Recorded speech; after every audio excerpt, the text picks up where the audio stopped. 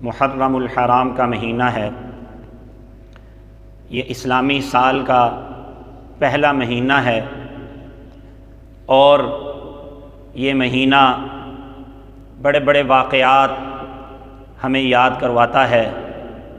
گزشتہ جمعہ امام العزیمت حضرت سیدنا حسین رضی اللہ تعالی عنہ کے فضائل، آپ کی منقبت، آپ کی شہادت پر گفتگو کی تھی، اور اسی طریقے سے محرم الحرام کے مہینے میں حضرت سیدنا امیر المؤمنین حضرت عمر فاروق رضی اللہ عنہ کی شہادت کا واقعہ پیش آیا، اور اسی طریقے سے یہ مہینہ اسلامی سال کا پہلا مہینہ ہے۔ یہ ہمیں ہجرت کا واقعہ بھی یاد کرواتا ہے۔ تو آج کے جمعہ کے بیان میں جو ہجری کیلنڈر ہے، ہجری نظام ہے، قمری نظام ہے، چاند کی تاریخ کا ایک نظام ہے، اس کا پس منظر اور اس کی اہمیت پر گفتگو کرنے کا ارادہ ہے۔ اللہ تبارک و تعالی مجھے صحیح بات صحیح طریقے سے کرنے کی اور پھر ہم سب کو صحیح سمجھنے کی توفیق عطا فرما دے۔ میرے عزیز دوستو، جب اسلام آیا، نبی کریم صلی اللہ علیہ وسلم دنیا میں تشریف لائے، تو اس وقت جو ایک تاریخ کا نظام رائج تھا، ایک شمسی نظام تھا جسے ہم عیسوی نظام کہتے ہیں، اور اسی طریقے سے ایک نظام قمری نظام بھی تھا۔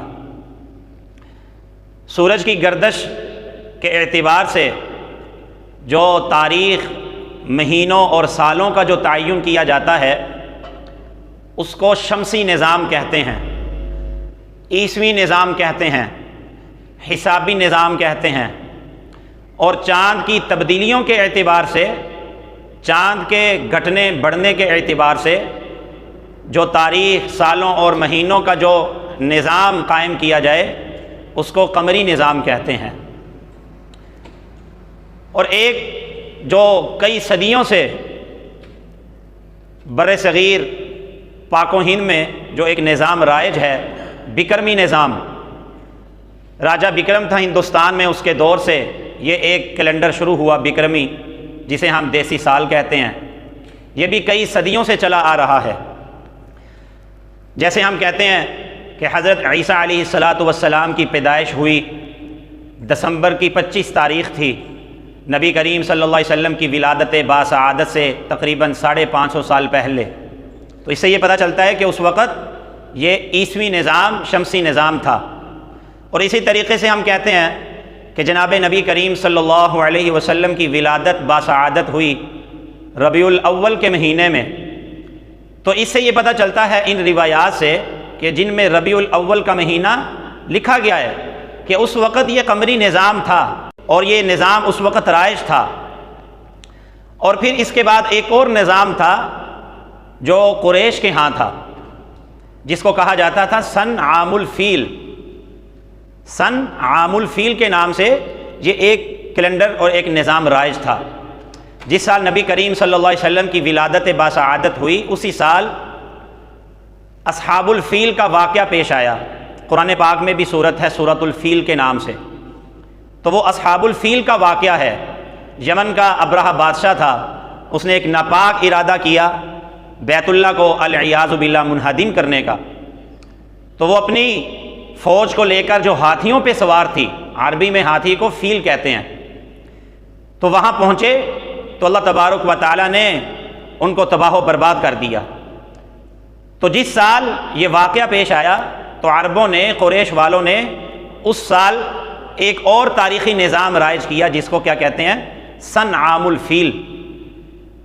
چنانچہ نبی کریم صلی اللہ علیہ وسلم کا مبارک دور آیا، مکی دور وہ بھی گزر گیا، سن عام الفیل اسی کا اعتبار کیا جاتا تھا۔ پھر جناب نبی کریم صلی اللہ علیہ وسلم کا مدنی دور آیا، مکی دور کے بعد مدنی دور، 10 سالہ دور، اس میں بھی یہی سن عام الفیل، یہی نظام رائج تھا۔ پھر نبی کریم صلی اللہ علیہ وسلم کے بعد حضرت سیدنا ابو بکر صدیق رضی اللہ تعالیٰ عنہ کا دور خلافت جو تقریباً 2.5 سال پر مشتمل تھا، اس میں بھی یہی نظام رائج تھا۔ اب یہاں ایک بات سمجھ لیجئے اگلی بات کرنے سے پہلے، کہ بعض روشن خیال لوگ ہیں وہ عام طور پر یہ کہتے ہیں کہ یہ جو قمری نظام ہے، چاند کے ساتھ یہ جو نظام تعلق ہے، یہ چاند کو دیکھنا بڑا مشکل ہے، کبھی بارش ہے، کبھی بادل ہیں، کبھی گرد و غبار ہے، چاند کو آنکھ سے دیکھنا بڑا مشکل ہے۔ تو اس وجہ سے یہ جو نظام ہے اس کو شمسی نظام میں، حسابی نظام میں تبدیل کر دیا جائے، حسابی نظام میں اس کو تبدیل کر دیا جائے۔ دیکھیے یہ جو نظام ہے، حسابی نظام ہے، یہ صحیح بھی ہے، اس میں غلطی کا امکان بھی نہیں ہے، اور لوگ اسی حساب سے چاند پر چلے گئے ہیں، کب گئے، کس وقت گئے، سارا ایک جو وقت طے کیا جاتا ہے وہ صحیح ہے، اس میں غلطی کا امکان بہت ہی شاذ و نادر ہے۔ تو اسی طریقے سے یہ جو قمری نظام ہے اس کو ختم کر کے شمسی نظام میں اس کو تبدیل کر دیا جائے، اور اسی طریقے سے یہ جو عید الفطر ہے، عید الاضحیٰ ہے، اور دیگر جتنے احکامات ہیں ان سب کو شمسی اور حسابی نظام کے ساتھ ان کو منسلک کر دیا جائے، اور پھر اس نظام سے لوگوں میں اتحاد اور اتفاق بھی پیدا ہو جائے گا، ورنہ انتشار اور اختلاف ہوتا رہتا ہے۔ تو یہ ماڈرن لوگوں کا ایک نظریہ ہے، روشن خیال لوگوں کا ایک خیال ہے، جو وہ سمجھتے ہیں کہ یہ ہو جائے تو بہتر ہے، تاکہ اتحاد بھی ہو جائے گا، مسلمانوں میں اتفاق بھی ہو جائے گا۔ لیکن یہ کج فہمی کی بات ہے، یہ غلط فہمی ہے، کیونکہ ہم ہر اتحاد کو، ہر اتفاق کو قابل تعریف نہیں کہہ سکتے کہ لوگوں نے مل کر جس چیز پہ اتحاد کر لیا، اتفاق کر لیا، کوئی بھی اتحاد ہے کسی بھی بات پر ہے تو وہ قابل تعریف ہے، ایسا نہیں ہے۔ اگر چند لوگ مل کر اتحاد اور اتفاق کر لیں کسی کو قتل کرنے پہ، تو کوئی بھی شخص اس اتحاد اور اتفاق کو قابل تعریف نہیں سمجھے گا، بلکہ یہی کوشش ہوگی کہ جس چیز پر اتحاد ہوا ہے کسی کو قتل کرنے پر، یہ اتحاد ختم ہو جائے، اس میں ٹوٹ پھوٹ پیدا ہو جائے۔ اسی طریقے سے اگر ایک مجمع اتفاق کر لے لوٹ مار کا، ڈاکہ مارنے کا، تو کوئی بھی اس اتحاد کو، اتفاق کو قابل تعریف نہیں سمجھے گا۔ جیسے امام اعظم ابو حنیفہ رحمہ اللہ کی ایک مشہور بات ہے، مشہور بات نقل کی جاتی ہے کہ حضرت امام اعظم ابو حنیفہ رحمہ اللہ نے، جن کی وجہ سے ہم حنفی کہلاتے ہیں، 4 مشہور مسالک ہیں، حنفی، شافعی، حنبلی اور مالکی۔ تو حنفی ان کے بڑے امام اعظم ابو حنیفہ رحمہ اللہ ہیں، اور انہوں نے صحابہ اکرام، چند صحابہ اکرام سے روایات بھی نقل کی ہیں۔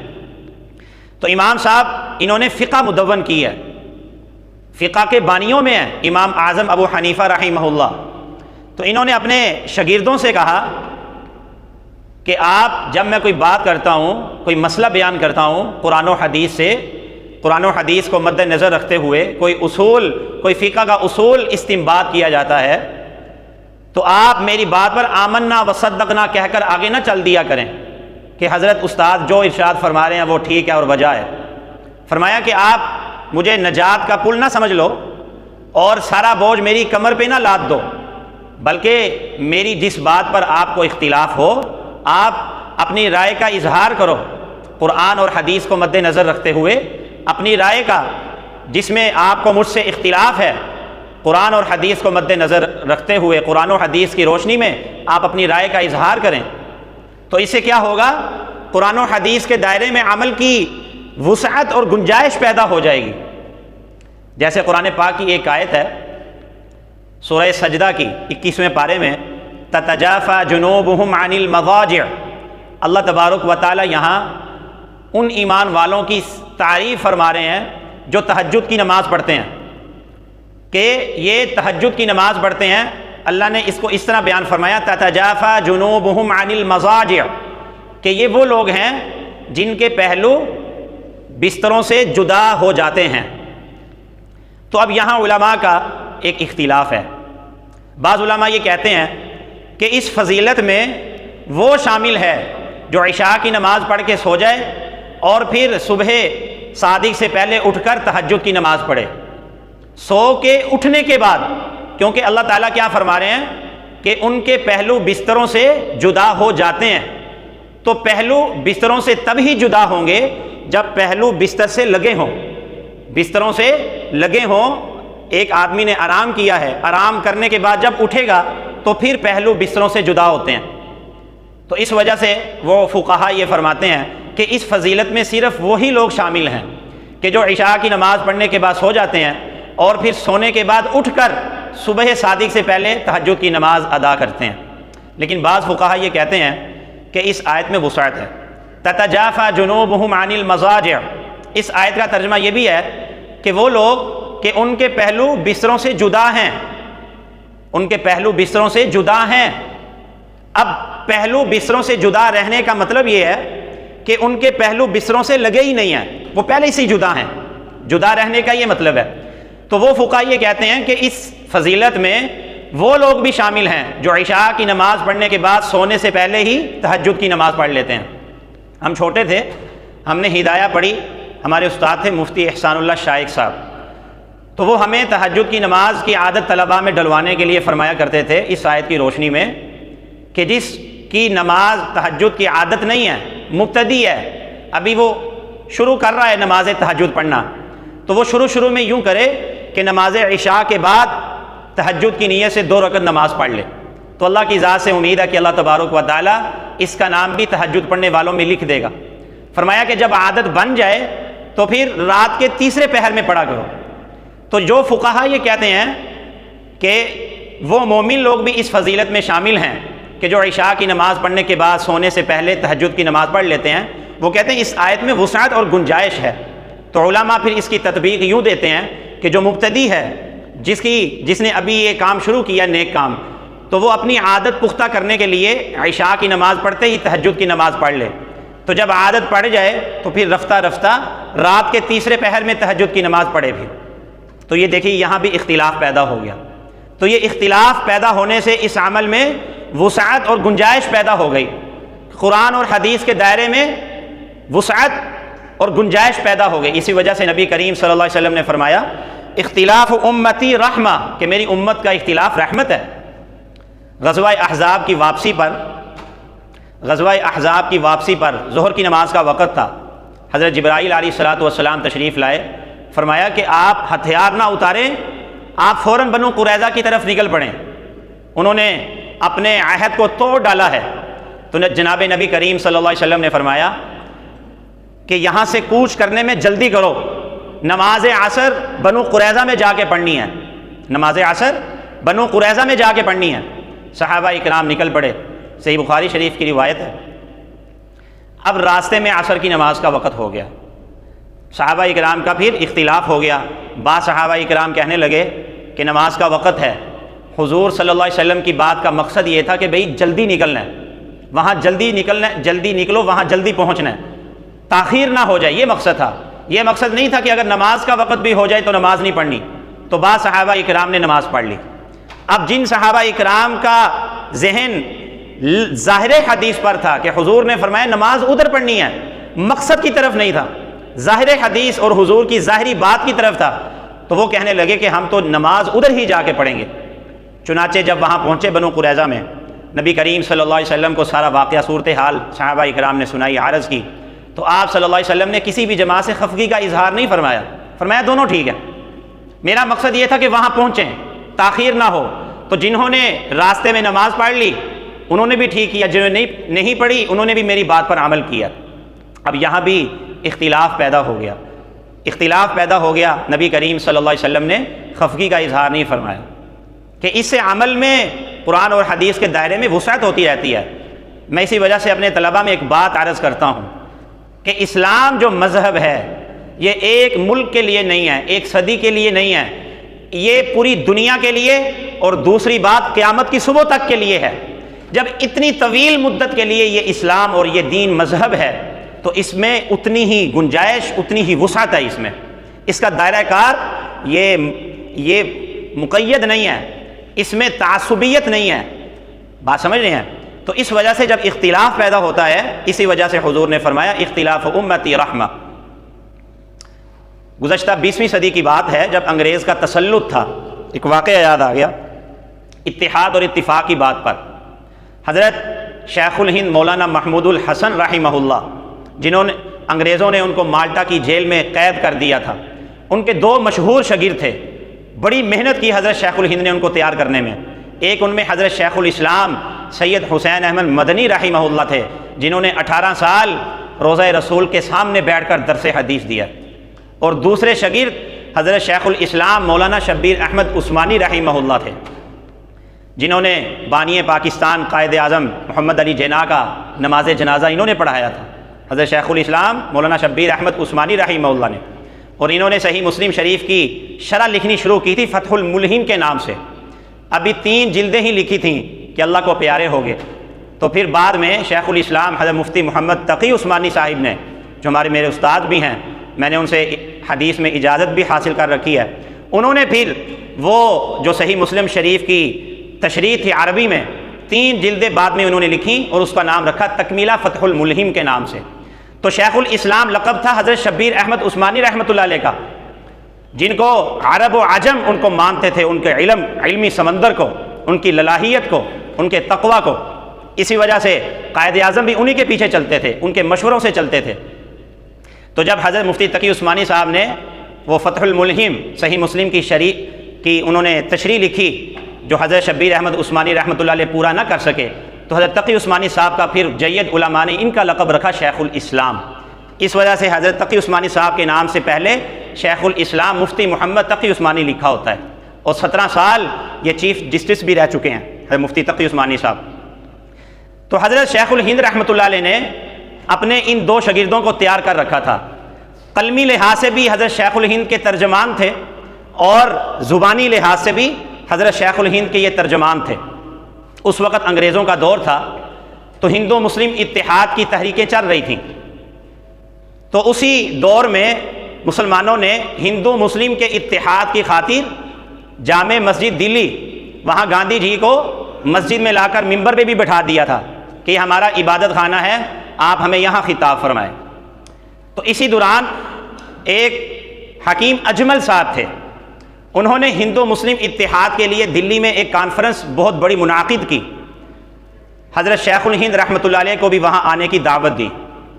مسئلہ یہ تھا کہ ہم ہندو مسلم اتحاد کر رہے ہیں، تو جب تک ہم گاؤ کشی کو نہیں چھوڑ دیں گے، گائے کے ذبیحے کو نہیں چھوڑ دیں گے، اس وقت تک ہم میں اتحاد پیدا نہیں ہوگا۔ اس بات پر کانفرنس تھی، بہت اونچے سطح پہ حضرت شیخ الہند رحمۃ اللہ علیہ کو انہوں نے مدعو کیا۔ تو حضرت شیخ الہند رحمۃ اللہ علیہ نے اپنے انہی شاگرد حضرت شیخ الاسلام مولانا شبیر احمد عثمانی رحمہ اللہ کو بھیجا وہاں پہ، اور فرمایا کہ وہاں جا کر آپ نے جو بات کرنی ہے، یہ بات کرنی ہے کہ ہندو مسلم کا اتحاد اس بات پر کہ اس خطے سے انگریزوں کو نکال دیا جائے، یہ تو بہت ضروری ہے۔ انگریزوں کو نکالنے کے لیے ہندو مسلم کا اتحاد ہو جائے، یہ ضروری ہے، لیکن اس اتحاد کی خاطر ہم اپنے کسی بھی دینی شعار کی قربانی دینے کے لیے تیار نہیں ہیں۔ جو دینیات میں سے ہیں، جو دین کے شاعر میں سے ہیں، شاعر اسلام میں سے ہیں، ہم اس پر قربانی دینے کے لیے تیار نہیں ہیں۔ اور فرمایا کہ اے مسلمانوں، اگر آج تم دین کے قلعے میں چھوٹا سا سوراخ کرو گے تو تمہاری آنے والی نسلیں اس سوراخ کو پھاٹک بنا دیں گی، اس چھوٹے سے سوراخ کو پھاٹک بنا دیں گی۔ حضرت شیخ الاسلام شبیر احمد عثمانی رحمہ اللہ نے، اللہ تعالیٰ نے ان کو بڑی خداداد صلاحیت دے رکھی تھی، وہاں جا کر جب تقریر کی، مسلمانوں کا جذبہ ابھرنے لگا۔ جب یہ مسلمانوں کا جو دینی جذبہ ہے، یہ ایسی طاقت ہے کہ اس سے بڑی طاقت کوئی بھی نہیں ہے، اس سے بڑی طاقت کوئی بھی نہیں ہے۔ جب انہوں نے تقریر کی تو سارے مسلمانوں کی زبان پر یہی تھا کہ ہم دینی شعار کی قربانی کبھی نہیں دے سکتے، ہم اس کے لیے تیار نہیں ہیں۔ ہندو مسلم کا اتحاد تو ہم کر سکتے ہیں، لیکن اس اتحاد کی خاطر ہم گائے کے ذبیحے کو چھوڑ دیں، جو قرآن کا حکم ہے، جو اسلام کے شعار میں سے ہے، ہم اس کی قربانی دینے کے لیے تیار نہیں ہیں۔ تو میں یہ عرض کر رہا تھا کہ بعض روشن خیال طبقہ وہ یہ سوچ رکھتا ہے کہ جو قمری نظام ہے، چاند کی تاریخ کا جو نظام ہے، چاند کو دیکھنا بڑا مشکل ہے، کبھی بارش ہے، کبھی بادل ہیں، آنکھ سے دیکھنا، اس کو تلاش کرنا بڑا مشکل ہے، تو ہم اس کو شمسی نظام میں بدل دیتے ہیں تاکہ اتحاد اور اتفاق بھی ہو جائے، اس میں غلطی بھی نہیں ہے۔ لیکن جب مسلمانوں نے، جب اسلام آیا، مسلمانوں کو اپنی تاریخوں اور سالوں اور مہینوں کے نظام کے لیے اس کی ضرورت پڑی، اس نظام کی، تو اللہ تبارک و تعالیٰ نے سورۃ البقرہ کی 189 نمبر آیت نازل فرمائی، یسألونک عن الأہلہ قل ہی مواقیت للناس والحج۔ اس میں اللہ تبارک و تعالیٰ نے واضح فرما دیا، ہی مواقیت، کہ یہ جو چاند کا گھٹنا بڑھنا ہے، چاند کی تبدیلی ہے، اس میں لوگوں کے لیے اپنے اوقات، اپنی تاریخوں کے تعین کا یہ ذریعہ ہے۔ اوقات معلوم کرنے کا، تاریخ معلوم کرنے کے لیے ہم نے یہ ذریعہ کر رکھا ہے، ہی مواقیت للناس والحج۔ حالانکہ اس وقت یہ شمسی نظام تھا، جیسے میں نے پہلے بھی عرض کیا کہ شمسی نظام اس وقت رائج تھا، عیسوی تاریخ بھی تھی، لیکن اس کے باوجود اللہ تبارک و تعالیٰ نے کیا فرمایا کہ تمہارے لیے ہم نے یہ چاند کے گھٹنے بڑھنے کو تمہارے لیے مقرر کر دیا ہے، اس کو مقرر کر دیا ہے۔ اب آپ دیکھ لیجئے کہ جتنی بھی دینی امور ہیں ان سب کا تعلق چاند کی تاریخ سے ہے، چاند کے گھٹنے بڑھنے اور چاند کے مہینوں کے اعتبار سے ہے۔ جو صاحب نصاب آدمی ہے، چاند کے اعتبار سے 12 مہینے گزرنے کے بعد اس پر زکوٰۃ ادا کرنا فرض ہے۔ اگر کوئی شخص شمسی تقویم کے اعتبار سے، شمسی کیلنڈر کے اعتبار سے زکوٰۃ ادا کرتا ہے، قمری تاریخ کے اعتبار سے نہیں ادا کرتا، تو 36 سال کے بعد ایک زکوٰۃ اس کی رہ جائے گی، ایک سال کی زکوٰۃ وہ کم ہو جائے گی، کیونکہ جو شمسی تقویم اور کیلنڈر ہے وہ 10 یا 11 دن آگے ہوتا ہے قمری تاریخ سے۔ اور اسی طریقے سے حج کے جو دن ہیں، حج کے ایام ہیں، اللہ تبارک و تعالیٰ نے اس کو چاند کے گھٹنے بڑھنے کے ساتھ منسلک کر رکھا ہے۔ قربانی کے ایام ہیں، عید الاضحیٰ کے دن ہیں، عید الفطر کا دن ہے، اور اسی طریقے سے رمضان المبارک کے روزے ہیں، اور اسی طریقے سے جس عورت کا شوہر وفات پا جائے اس کی عدت 4 ماہ 10 دن ہیں، وہ بھی چاند کی تاریخ کے اعتبار سے ہیں۔ جس عورت کو طلاق ہو جائے اس کی عدت 3 مہینے ہیں، وہ بھی چاند کی تاریخ کے اعتبار سے ہیں۔ تو دینیات، دینی امور کا جتنا تعلق ہے وہ چاند کے گھٹنے اور بڑھنے کے اعتبار سے ہے، چاند کے گھٹنے اور بڑھنے کے اعتبار سے ہے۔ یہاں آپ یہ ایک بات یاد رکھیں، بات طویل ہے، کچھ بات میں اگلے جمعے، آئندہ جمعے انشاءاللہ عرض کروں گا، کہ بعض یہ کہتے ہیں کہ یہ بڑا مشکل ہے حساب کتاب، چاند کی تاریخ کا حساب کتاب مشکل ہے۔ یہ سب سے زیادہ آسان ہے، سب سے زیادہ آسان ہے۔ وہ کیسے؟ وہ اس طریقے سے کہ جب چاند نکلنا شروع ہوتا ہے، چاند کے شروع کے دن ہوتے ہیں، یہ مشرق سے مغرب کی طرف سے نکلتا ہے۔ کوئی بھی بچہ ہو، جب عید کا چاند دیکھتے ہیں، رمضان المبارک کا چاند دیکھتے ہیں، تو وہ مشرق کی طرف منہ کر کے ہم دیکھتے ہیں، مغرب کی طرف منہ کر کے نہیں دیکھتے۔ وقت ہو چکا ہے، اس سے انشاءاللہ اگلی بات آئندہ جمعہ عرض کروں گا۔ اللہ تبارک و تعالی ہمیں صحیح طریقے سے بات سمجھنے کی توفیق عطا فرما دے۔ وآخر دعوانا ان الحمد للہ۔